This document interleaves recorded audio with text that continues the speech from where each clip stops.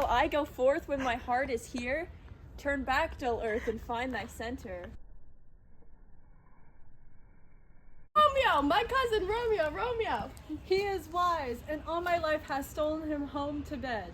He ran this way and leapt over the orchard wall. Good call, Mercutio. Nay, I'll conjure too. Romeo, humors, madam, passion, lover, appear thou in the likeness of a sigh. Speak but one rhyme, and I am satisfied. Cry but ay me, pronounce but love and dove. Speak to my gossip Venus one fair word, one nickname for her purblind son and heir. Young Abraham Cupid, he that shot so trim, and King Calfuda loved the beggar maid.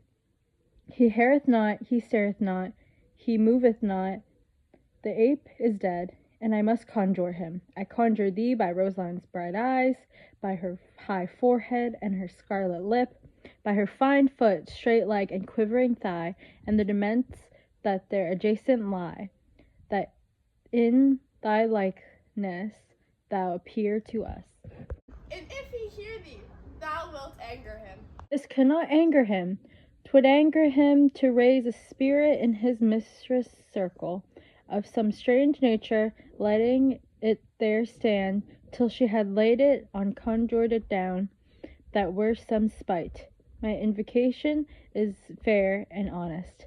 In his mistress' name I conjure only but to raise up him. God, he had hid himself among these streets, to be consorted with the humorous knights, and the blind of his love in the best fits of the dark. If love be blind, love cannot hit the mark. Now will he sit under medlar tree, and wish his mistress were the kind of fruit as maids call medlars when they laugh alone. O Romeo, that she were an open arse, thou a poppin' pear. Romeo, good night. I'll to my truckle bed, this field bed is too cold for me to sleep. Come, shall we go? Go then, for 'tis in vain to seek him here and not to be found.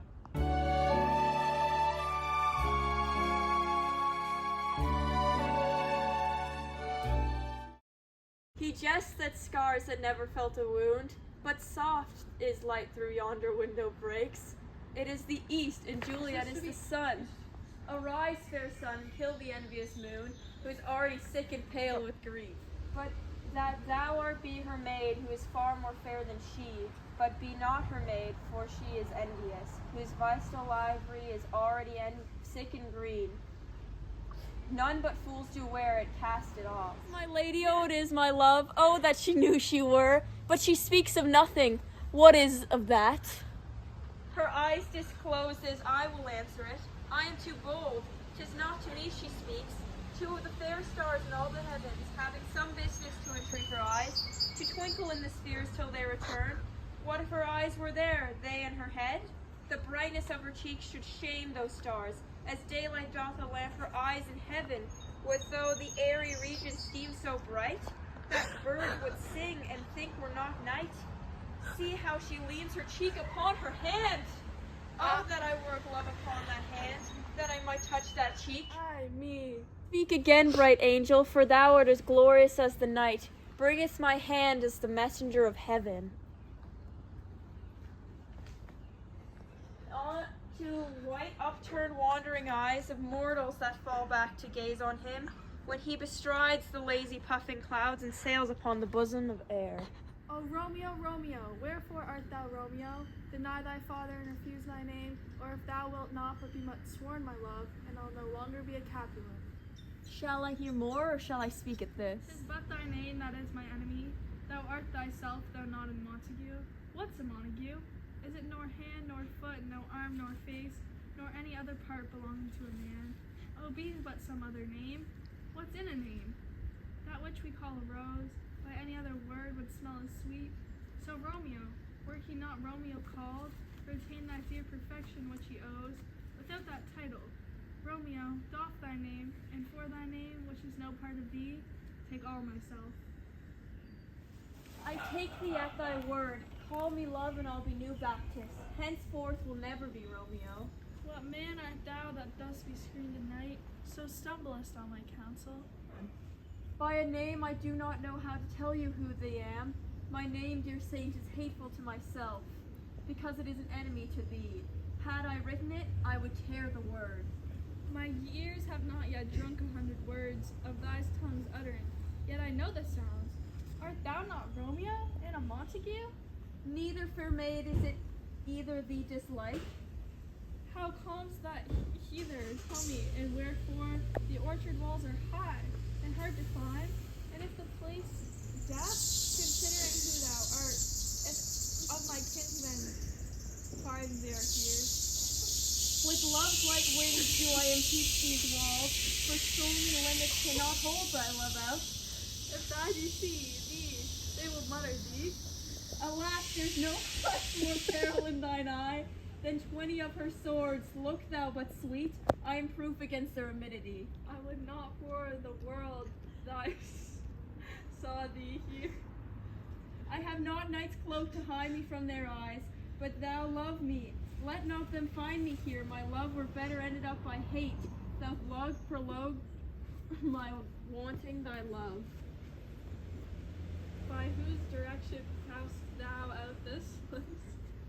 By love that first did prompt me to inquire. He lent me thy counsel, I lent him thy eyes. I am no pilot, yet were there far, as vast shore washed from the furthest sea, I should adventure for such merchandise. Thou knowest the mask of night is on my face, else with maiden blush bepaint my cheek, for that which thou hast heard me speak tonight. Fain would I dwell on form, fain deny what I have spoke, but farewell compliment. Thou dost love me, I know thou wilt say I, and I will take thy word, yet thou swearest. Thou mayst prove false at lovers' prejuries. They say gentle laughs, O gentle Romeo, if thou dost love, pronounce it faithfully. Or if thou thinkst them too quickly won, I'll frown and be perverse. They say thy may, so thou wilt too, but else for not the world. In truth, fair Montague, I am too fond, and therefore thou mightst think my behavior.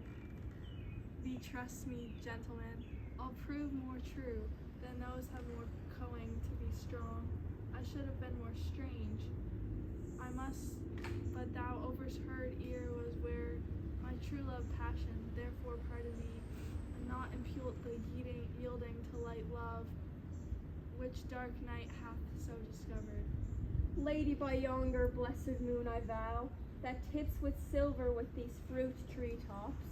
Oh, swear not by the moon, thy inconsistent moon, or monthly changes in her circled orb, lest that thy love prove likewise variable. What shall I swear by? Do not swear at all.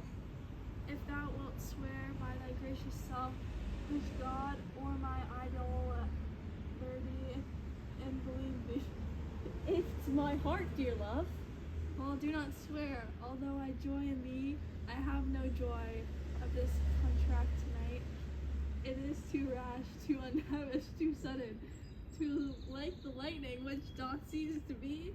Ere one say it lightens, sweet good night.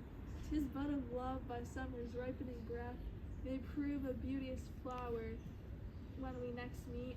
Good night, as sweet repose and rest come to thy heart as that within my breast. Oh, wilt thou leave me so unsatisfied?